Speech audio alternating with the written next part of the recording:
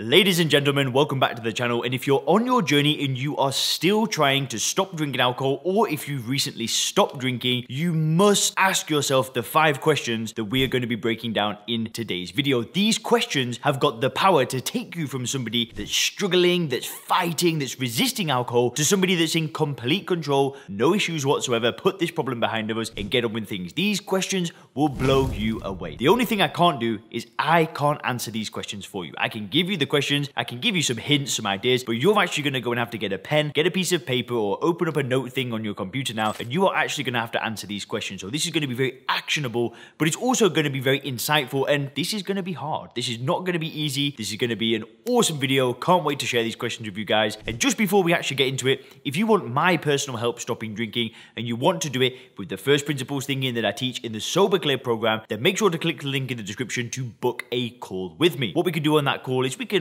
have a conversation and we can see if this program may be a good idea for you. So, help entrepreneurs and professionals stop drinking without AA, without willpower, without rehabs, or any of that stuff. Click the link in the description, book the call if you want my help, and let's get into the questions. So the very first question that you should ask yourself if you're on your journey right now trying to stop drinking is, what are 10 reasons why I want to stop? Now, this is such a powerful question to ask yourself. What are your motivations? What is motivating you? Why do you want to do this? When we know our why, when we know our real motivation for wanting to do something, that can take us through difficult times. If I was to write down my why 3.5 years ago when I was trying to stop drinking, it would have been something along the lines of wanting to be a better man for my family, wanting to get in better physical shape, wanting to find another relationship, wanting to reach my potential, start a business one day, make more money, be happier, be healthier. I would have wrote about these kind of things. But again, this is your journey, right? I can't answer these questions for you, but I really urge you to start writing down 10 reasons why. Why do you want to stop? Why do you want to get in control of your drinking? What is motivating you? And wherever you're writing this, you can pause the video right now. Don't be one of those people that just watches this and then just doesn't do anything. Pause the video, get the pen on paper, and write down 10 reasons why you are committed. Why do you want to stop drinking? Which leads me to the second thing and the second question to ask yourself. The next thing, or the next question that you want to answer is, how is alcohol causing me pain? And this is hard. You will have to self-reflect. You will have to do the work right now, and you are really going to have to look at your drinking and see the impact that it's having on your life. Now, there have been numerous occasions where I've spoken to people that,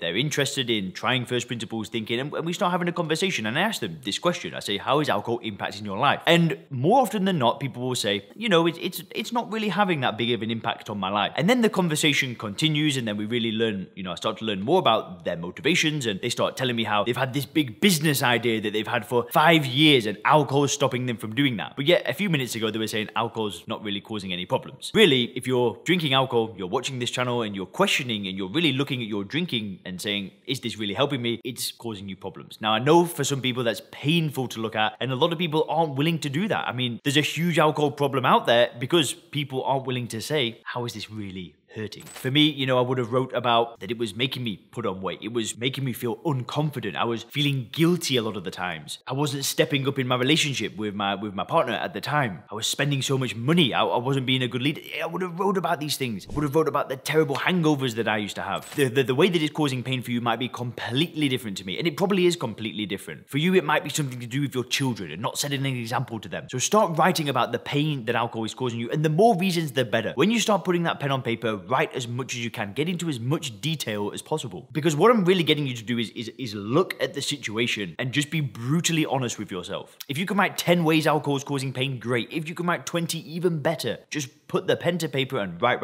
Now, the third question to ask yourself, and this is so powerful. You got to ask yourself, if I could get and stay sober and I could achieve anything, what would it be? Now, this is such a powerful question. If you could achieve anything and you know that alcohol was no longer going to get in the way, what exactly would you want to achieve with your life? Now, I think there's a famous Earl Nightingale tape. It's like one of these old self-improvement guys, and he had this tape. And on there, he talks about how most people have got no idea what they want. If you were to go to the average person in the street and ask them what they want, they would have no idea. I can't remember. I'm going to leave a link for that video in the description for you to check out. But most people have got no idea what they want. Now, what I want you to do when you write this is, I just want you to think that alcohol is just not going to be in the way, right? It's never going to get in the way. It's not going to be an issue. You're not going to have to be fighting it or anything like that. Just start writing about the life that you would have if you knew that alcohol wasn't in the picture. And I've actually gone through this process myself twice. So the first time that I did it when I stopped drinking using willpower. So I've told you guys a million times, but I stopped drinking for 9 months. And during that 9 months, I was a personal trainer. Now, what I don't think I've shared before is basically the day or the day after that I,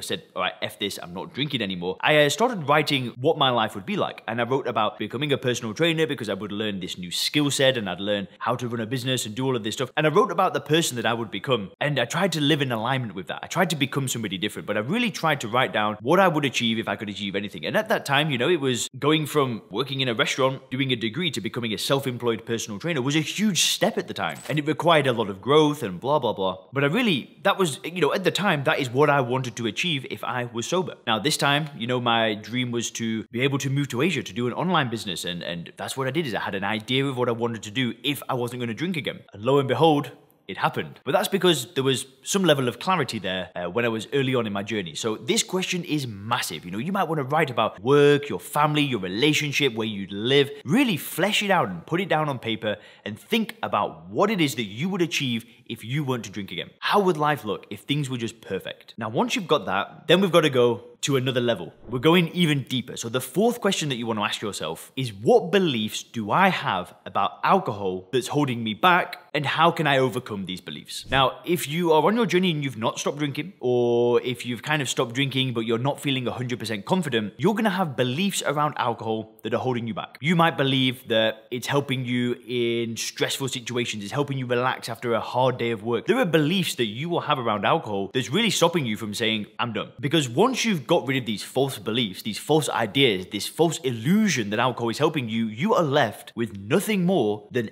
ethanol, right? A toxic substance that is doing nothing for you. It never has, it never can, it never will. All you are left with is a poisonous substance. But we've got this poisonous substance and we live in a world where we've got all of these beliefs that it somehow enhances our life. We don't look at other drugs the same way, right? We don't look at somebody that's addicted to heroin and say that that drug is enhancing their life. With alcohol, it's very different. We've been conditioned through years upon years upon years of ideas, and because it's so normalized in our society, we see alcohol in this different frame of mind. But there are beliefs that you've got that you need to dissect, right? And the way that you do that is using first principles thinking. It's what I help people do in the Sober Clear program, and it's what I teach on this channel. And it's all about really questioning those beliefs and doing the research and really looking at those beliefs and just being willing to let them go. Most people aren't willing to let them go. But if you can actually write down the beliefs and then start doing the research, start looking at the books out there, start watching the videos on this channel. There are other amazing YouTube channels out there. Not saying that my YouTube channel is amazing, but there are other channels that teach a similar thing that I teach. You might resonate with somebody else. You might want to